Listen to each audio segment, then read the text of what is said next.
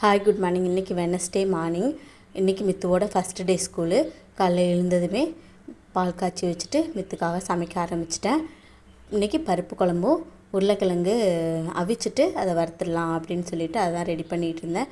பாசிப்பருப்பு துவரம்பருப்பு சேர்த்துட்டு அதை நல்லா கழுவிட்டு வெங்காயம் தக்காளி பச்சை மிளகாய் அதிலே உருளைக்கிழங்கையும் கட் பண்ணி வேக வச்சுட்டேன். பருப்பு வேகும்போதே அதையும் வேக வச்சு எடுத்துட்டோம்னா ஈஸியாக இருக்கும்.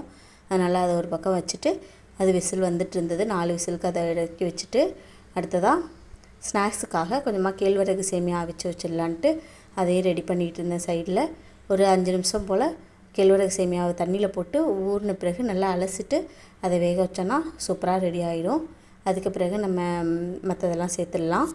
இப்போது பருப்பு நல்லா வெந்துருச்சு. அதில் வேக வச்ச உருளைக்கிழங்கை ஃபஸ்ட்டு உடையாமல் எடுத்து வச்சுட்டு அடுத்ததாக பருப்பை கடைஞ்சி தாளிச்சிட்டேன். பருப்பு தாளிக்கிறதுக்கு நெய் ஊற்றினா நல்லாயிருக்கும். நீங்கள் நார்மலாக நெய்யும் ஊற்றிக்கலாம், எண்ணெய் வேணாலும் ஊற்றிக்கலாம். நான் இன்றைக்கி சட்டியை காய வச்சுட்டு 2 ஸ்பூன் நெய் ஊற்றிக்கிறேன், 1/2 ஸ்பூன் போல் எண்ணெய் ஊற்றிக்கிறேன். நல்லா காஞ்ச பிறகு இது கூட கடுகு கருவேப்பிலை இருந்தால் சேர்த்துக்கோங்க. இப்போ என்கிட்ட இல்லை, அதனால் கடுகு ஜீரகம் 1 ஸ்பூன் போல் ரெண்டையும் ஒரு ஸ்பூன் சேர்த்து நல்லா பொரிஞ்ச பிறகு வேக வச்ச பருப்பையும் தண்ணி ஒரு டம்ளர் போல் சேர்த்துட்டு இப்போது சட்டியில் சேர்த்துட்டு இது கூடயே 1 ஸ்பூன் மஞ்சத்தூள் 1 ஸ்பூன் போல் உப்பு சேர்த்து நல்லா கலந்து விட்டு கொதிக்க விட்டு இறக்கணும்னா சூப்பரான பருப்பு ரெடி ஆகிடுச்சு. சேமியாவும் வெந்திரிச்சு இறக்கி வச்சுட்டு அடுத்து உருளைக்கிழங்கு செய்யலான்ட்டு உருளைக்கிழங்கு தோல் உரித்து கட் பண்ணிவிட்டேன்.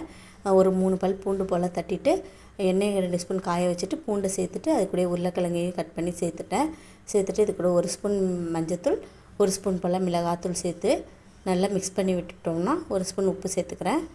சூப்பராக ரெடி ஆகிடும். மிக்ஸ் பண்ணி விட்டு சிம்லேயே வச்சுருங்க. நல்லா அந்த மசாலா உருளைக்கிழங்கோட சேர்ந்துடணும், தண்ணி ஊற்றக்கூடாது இதில். அப்போ சூப்பராக இருக்கும். சிம்மில் ஒரு 10 மினிட்ஸ் வச்சு எடுத்திங்கன்னா சூப்பராக ரெடி ஆகிடும்.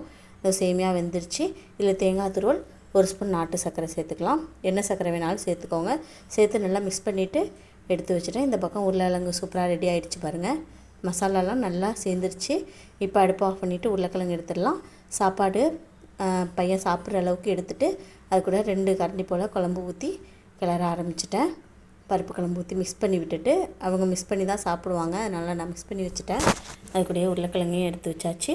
அடுத்து ஸ்நாக்ஸுக்காக ரெடி பண்ண கேழ்வரகு சேமியா எடுத்து வச்சுருக்கேன். இருமிட்டே இருந்தாங்க, அதனால் கொஞ்சமாக பனங்கல்கண்டு வச்சுருக்கேன். அதுவும் சைட் பை சைட் சாப்பிடுவாங்கன்னு எல்லாத்தையும் மூடி வச்சுட்டு ரெடி பண்ணியாச்சு. 2.5 மாதம் ஸ்கூல் முடிஞ்சு இப்போ தான் மித்து ஸ்கூல் ஃபஸ்ட் டே போகிறாங்க. ஃபஸ்ட் ஸ்டாண்டர்ட் இப்போது யூகேஜிலேருந்து ஃபஸ்ட் ஸ்டாண்டர்ட் போகிறாங்க. அவங்களுக்கு கொஞ்சம் கவலை தான் கிளம்புறதுக்கு. ஆனால் எனக்கு ரொம்ப ஹாப்பி. 2.5 மாதம் என்னை வச்சு செஞ்சுட்டாங்க. இனிமேல் ஸ்கூல் போயிடுவாங்க. கொஞ்சம் வேலை கம்மியாக இருக்கும். வீட்டுக்கு தேவையான ப்ரொவிஷன்லாம் வாங்கி செக் பண்ணி வச்சுட்டேன். இன்னொரு நாள் பார்க்கலாம். பாய்.